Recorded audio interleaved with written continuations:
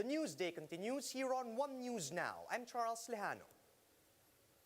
Comelec officials cut off the line of registrants outside Robinsons Otis in Manila as early as 8:30 in the morning. Some registrants were hoping that the 400 cap on daily registrants would be increased given that the deadline is already tomorrow. Even those who made the cut were asked to go home first after they were given number stubs to mark their place in line. They were also informed of the time that they should return to the registration site to complete their application. And those who failed to make the cap today will have no choice but to try again tomorrow, the last day of extended registration. LTO Assistant Secretary Edgar Galvante says the comprehensive driver's education is within RA 10930, the law that provided for extended validity of the driver's license. Speaking to Radyo 5, Galvante said that CDE was promulgated under the implementing rules and regulations of RA 10930, which empowers the LTO to create programs to improve drivers' driving aptitude and attitude. He also clarified that this service is free if taken from the LTO. Driving schools are also allowed to offer the program for a fee. He added that both professional and non-professional drivers are required to take CED, and that the validity of expiring licenses will be extended for 2 months to accommodate test retakers. Nasa provision ng 10930 kung saan inuutusan ng LTO na magkaroon ng enhancement ng programs para ma-improve natin ang kumbaga ang attitude, behavior ng ating mga drivers pag sila ay nagtratraverse ng ating mga pampublikong lansangan.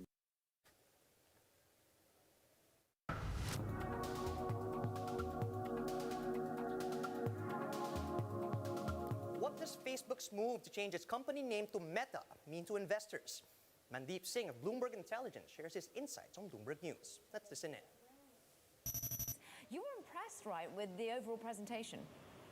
Absolutely, and it's a bold vision that they have laid out. I think it will have a lot of investors excited.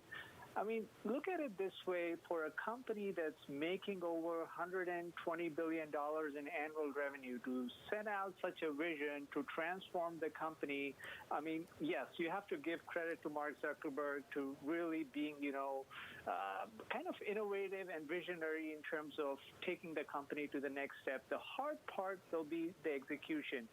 It would have been much simpler for Facebook to do this as a young company, and they did it successfully, from desktop to mobile, and then from mobile to, how they did with Instagram, I think with Metaverse, the skeptics are going to ask them, how are you going to get the content on the platform? Because they showed a demo of Grand Theft Auto being in the Metaverse, but that's just one game. In terms of building that ecosystem and, really bringing everyone together in terms of the creator economy, that's a much harder thing as a mature company, given all the trust issues they have been facing. And that's where I see, the execution challenges. But look, they laid out a 10-year vision. They think, this will be gradual and they can manage it in tandem with, their core business, which still has, 3 billion users. So I think they definitely are on the right track in terms of transforming the company. Mandeep, it is not lost on us, and it was Scott Kessler who pointed this out earlier, that the Facebook brand is arguably the most negative connotation now than it ever has in its history. Is this here to distract us from some of the other fundamental issues going on? Look, they will have all the regulatory scrutiny. That's not going away anytime soon. There will be, a lot of focus around data sharing and all the practices that they have kind of used in the past. But at the end of the day, this came across as a company that's still innovative, that still believes in, the next catching the next big technology wave. And they are really going all in that. Like I said, I think the only challenge is it's a mature company. It's a large company, and to do it, now, completely shifting focus to Metaverse, I think it's hard. And that is the hard part is the execution here. We'll be back with more stories after a quick break. Keep it here on One News.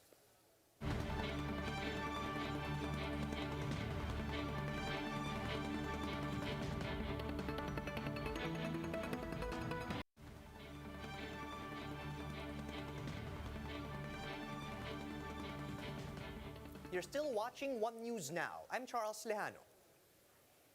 Bree Jonson's family and friends held a virtual concert where they called for justice as they commemorated her 40th day memorial. Jonson's friends who performed include her college band, Alto Indio, Cynthia Alexander, Pao Chavez, and Barbie Almalbis. Her mother, meanwhile, thanked the public for their support. She also called for justice as she claimed Julian Ongpin's camp is smearing Bree's name when she could not defend herself. And she said Ongpin is using his family's wealth and influence to evade justice. And I am angry that even if my daughter's already dead, some heartless people blame her for her tragedy and accuse her of crimes, when in fact, she is the victim. How can Brianna rest in peace? On the news recently, Mr. Julian Ongpin is using all his power and money to get out of jail and dismiss the charges against him. We don't have the kind of name and wealth to buy the system. Wala kaming paghuhugutan ng lakas, kundi kayo, aming mga supporters. That justice for Bree is justice for all.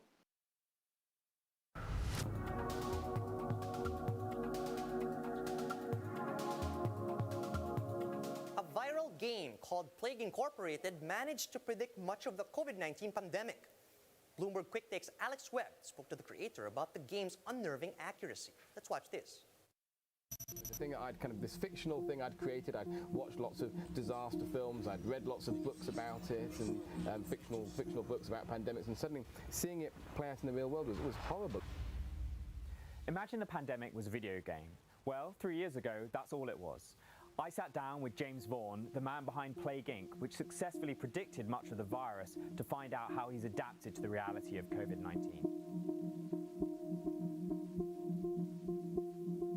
I'm the creator of this game called Plague Inc., which sets to simulate how an infectious disease would spread around the world.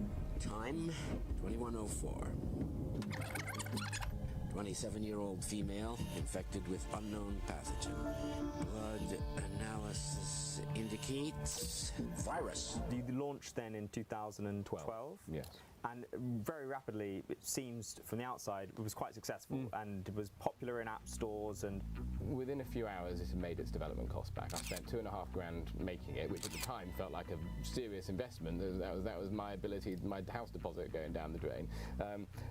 But it made that money back within a couple of hours. It was a viral success story. It only did well because people were playing it. 160 million people have downloaded James's game in the past decade. It now averages 40 to 50,000 new players every single day. You've got the game open. Yes. How does it start? What do I do? Various modifiers in the game. You choose your difficulty. You can choose how often people wash their hands, how hard doctors work. As the game progresses, we'll see these red dots down in China over here begin to slowly spread around the place. Now at the moment, very, very basic still, but that will begin to grow. I suppose then fast forward to early last year, where you've been developing this game where the intention is to sort of wipe out the global population, then all of a sudden there is a virus that is kind of accelerating towards that as well.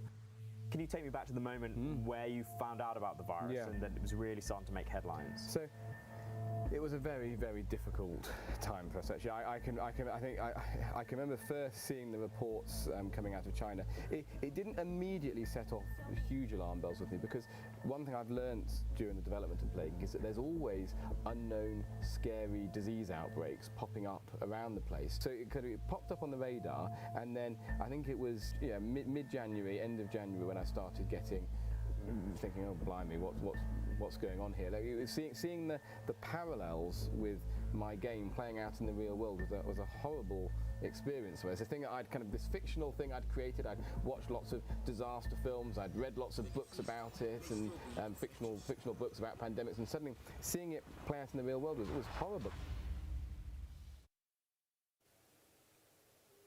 Time now for a quick look at some of today's headlines. We are down to the last 2 days of extended voter registration for the 2022 polls, and more people continue to flock to registration sites. Can former Senator Bongbong Marcos be disqualified in next year's elections? For former Supreme Court Senior Associate Justice Antonio Carpio, the answer is yes. And some presidential candidates are again visiting several areas today. Vice President Leni Robredo is in Sorsogon.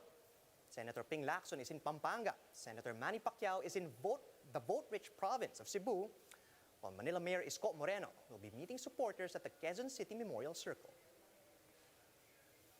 And as the elections draw near, know more about the economic reforms of 2022 presidential candidate, Senator Panfilo Lacson.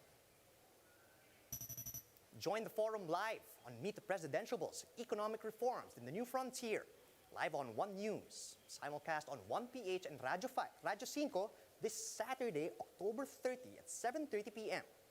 You may also watch the live stream on One News, 1PH, and Radyo 5's Facebook and YouTube pages, and on Signal Play. And those are the top stories at this hour. Join us again later at 2 p.m. as we continue to monitor the day's biggest stories. You can also catch One News on the Signal Play app. Just register for a free account at www.signalplay.com so you can stream One News live anytime and anywhere. I'm Charles Lejano. Mask on, wash hands, and stay safe, Philippines. We are One News.